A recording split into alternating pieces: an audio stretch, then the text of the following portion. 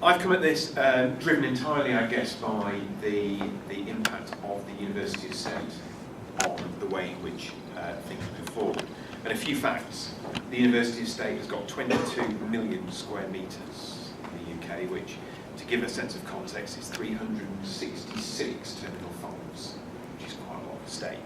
And nearly a third of that was built between 1960 and 1979. For those of you who aren't old enough, that was 1979 was the year that Sony started to sell the Walkman. And that's not the digital one, that's the one with the cassette in it.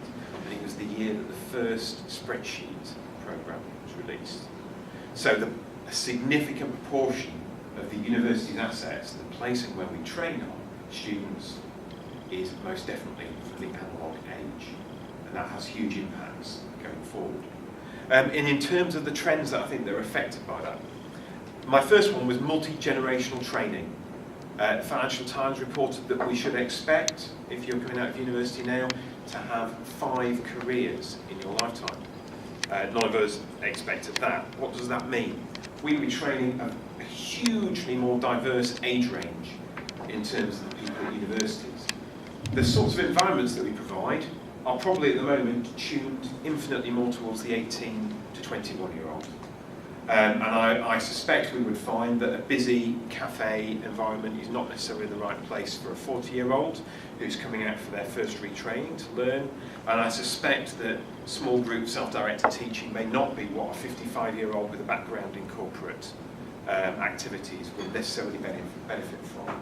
So we need to be able to shape what we do and the provision we make in terms of the estate to try and meet some of those needs.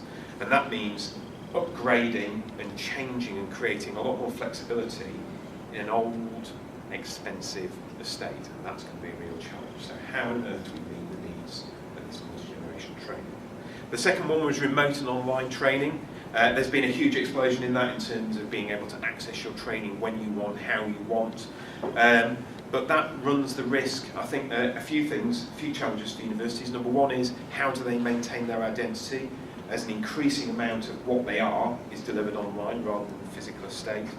And probably more importantly, how, when students are able to access most of their learning, remote from the classroom, remote from the lecture theatre, do we make sure they stay healthy, both in body and in mind?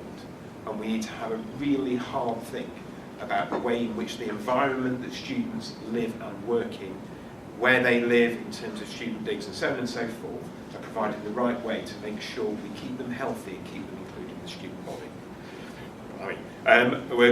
We're working in a global competitive market in terms of research. Most of the sponsors are global competitors. We need to learn how to compete in that environment, and there are a number of challenges there we need to meet. First of all is dealing with the housing crisis, which prices out most of our best researchers from living in the best places, and delivering environments that are truly engaging and energising, again in estates which could be a little bit elderly. And finally, as we've commercialised training in universities, we need to think about how we can make sure universities act as good neighbours.